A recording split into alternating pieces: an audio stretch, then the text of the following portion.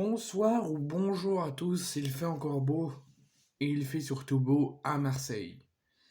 L'Olympique de Marseille reprend un tout petit peu de la confiance et de la sérénité avant le match retour contre le Panathinaikos au Vélodrome mardi.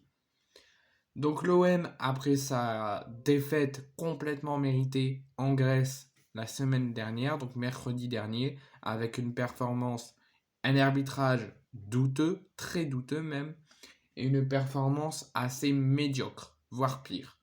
L'OM devait impérativement, dès aujourd'hui, se relancer et en passant par une bonne performance et en faisant pas la même fête en Grèce. Et surtout, l'OM devait s'imposer pour bien lancer leur championnat et s'imposer surtout donc après la défaite en Grèce pour pas être déjà dans une situation critique rien que 2 matchs officiels de jouer. Donc l'OM, comme la saison dernière sous Igor Tudor, recevait Reims. Igor Tudor avait été sifflé lors de la toute première journée de Ligue 1 la saison passée. Cette saison, Marcelinho n'a pas été sifflé. Malgré la mauvaise performance et des choix douteux en Grèce, on pensait qu'il allait être sifflé aujourd'hui. Finalement, il n'y a rien eu, ni d'applaudissements, ni de chants, ni de huées. C'était un silence total dans le Vélodrome. Il n'y avait pas de chance, ça s'est éteint 0,2 secondes. Et ensuite, l'OM a repris les champs. Donc Marcelinho démarre sa saison au Vélodrome dans le silence total, mais sportivement dans la victoire. Donc avant de débriefer un petit peu la rencontre, où il y a eu de belles choses, l'OM a fait pas la même performance qu'en Grèce, l'OM a eu l'envie, a essayé de faire mieux que mercredi. On va parler de la composition de Marcelinho pour ce match donc, qui était prévu à 17h aujourd'hui contre Reims. Donc il récidive et il garde sa confiance à Paolo Lopez. Défense à 3, Klos, Mbemba, Gigot et Reynald Lodi. Pas d'Emran Soglo, qui pour moi avait fait une bonne préparation estivale, dont un bon stage en Allemagne, et je pense qu'il méritait de jouer pour ce match, et aussi en Grèce. Mais je le verrai plus pour ce match. Il n'a pas joué de minutes aujourd'hui, il était sur le banc. Donc pour les choix de la défense, donc défense à 4, il garde toujours. Là, il est passé sur un 4-4-2-3-1 qui tourne autour du 4-4-2. Il ne change toujours pas son système. On a la surprise, donc il y a bien quelques changements par rapport à la Copo contre le Pana en Grèce. Ce qu'il avait prédit en conférence de presse, il ne nous avait pas menti, il a bien fait des changements. Il a notamment fait débuter pour toute la rencontre et pour sa première titularisation de Chancel Mbemba, qui a pu enfin pour moi faire un bon match aujourd'hui et a pu peut-être montrer de bonnes choses au coach pour qu'il le fasse un petit peu plus jouer cette saison et notamment au Vélodrome contre le Pana mardi, qui j'espère il sera titulaire.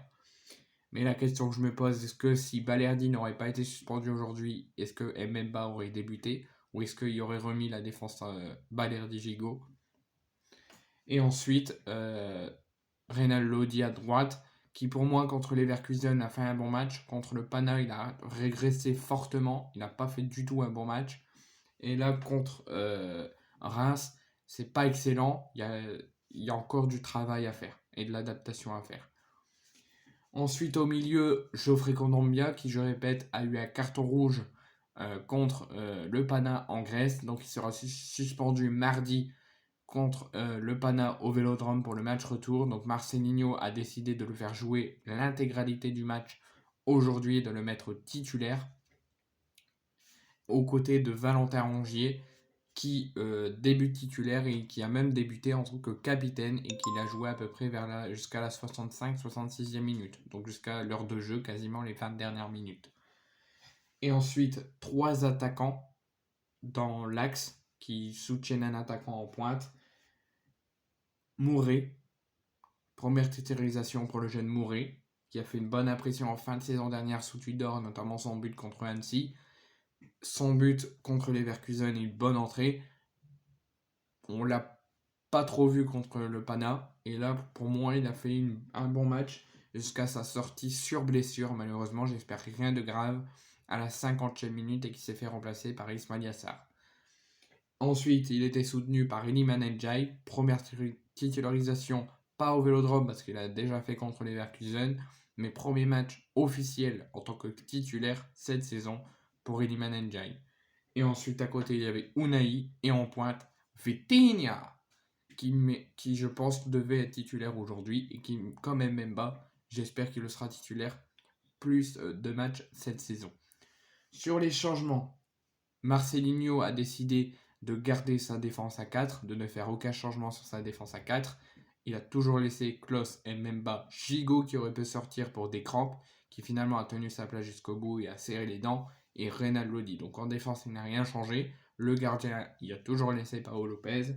Donc pour le premier changement, il a fait rentrer Ismail Yassar, donc comme je vous l'ai dit à la 50e, à 5-6 minutes du retour des vestiaires que les joueurs sont revenus pour remplacer François-Régis Mouret blessé, en tout cas gêné. Aubameyang, Verretou, Kendouzi et Harit sont également rentrés. Donc le Marcelinho a fait 5 changements. Je répète les 5 changements. Ismail Yassar à la 50e pour remplacer Mouret qui était gêné musculairement. Harit qui est rentré à la 63e à la place de Vitinha.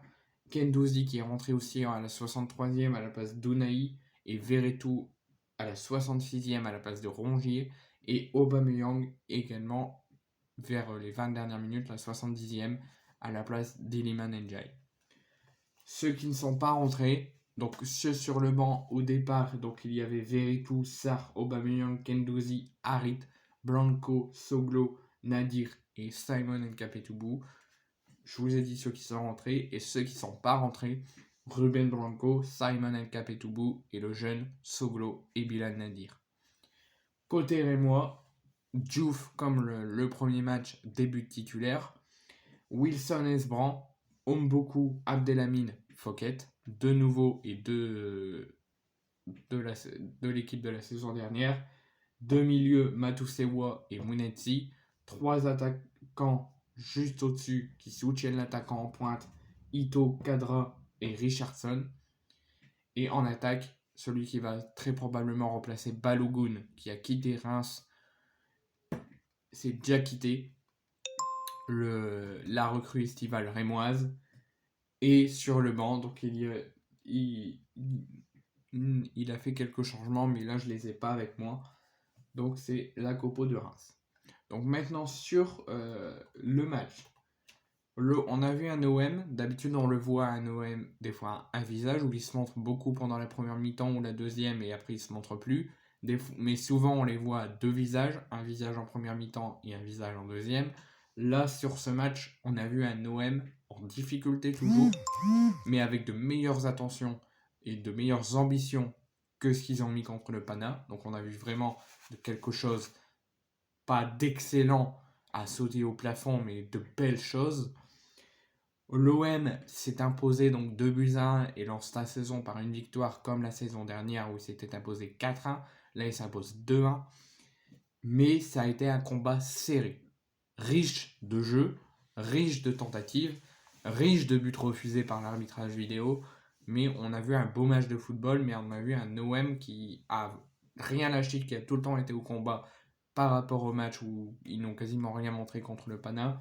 Mais l'OM a fait face à une équipe de Reims très soudée, très en bloc, très concentrée jusqu'au bout, jusqu'à la dernière seconde, où l'OM s'est affiché à un combat très serré.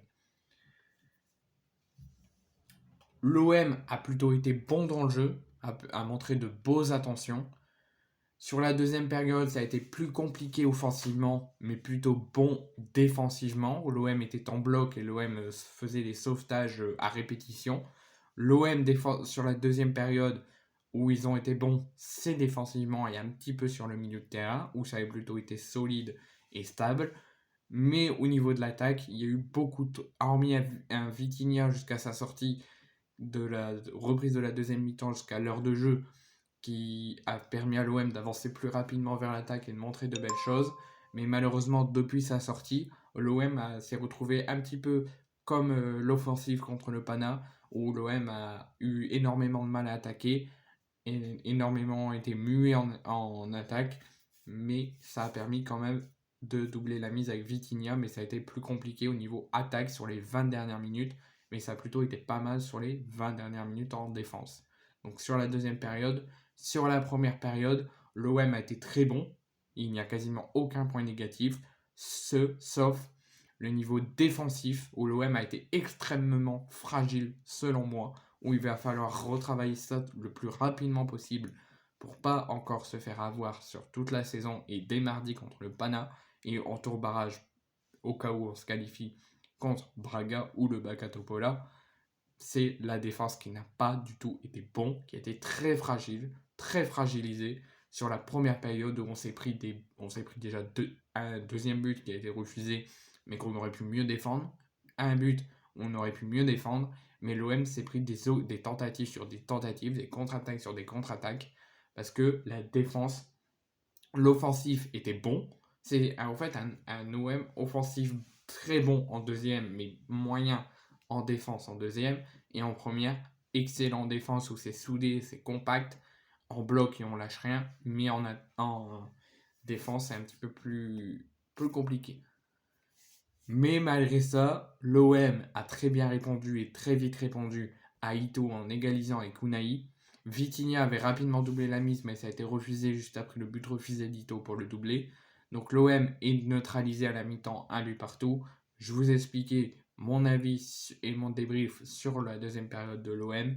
Et Vitinha, à l'heure de jeu, une bonne dizaine de minutes avant sa sortie, permis à l'OM de doubler la mise et de gagner son premier match de la saison au Vélodrome 2-1 contre Reims, comme la saison dernière où l'OM s'est imposé 4-1. Donc, on va pas sauter au plafond. Comme Marcelinho sur ce coup-là a raison, l'OM est en rodage et l'OM est en construction. Il y a encore beaucoup de choses à travailler et à s'adapter. Mais il y a du mieux, il y a de l'envie, il y a eu de l'envie, de l'intensité, de l'ambition, du jeu. Mais il y a encore quelques petits trucs à travailler pour être bon offensivement et défensivement sur la première et offensivement et défensivement sur la deuxième. Parce que, comme je vous l'ai dit, en première, l'OM a été pas bon du tout en défense, où l'OM a été très fragilisé, bon offensivement, et ça a été l'inverse en deuxième période. Et ça peut nous laisser des traces et nous coûter des buts. Mais il y a encore beaucoup de choses à travailler, beaucoup de choses à s'adapter, mais tout doucement, ça va aller et il y a du mieux.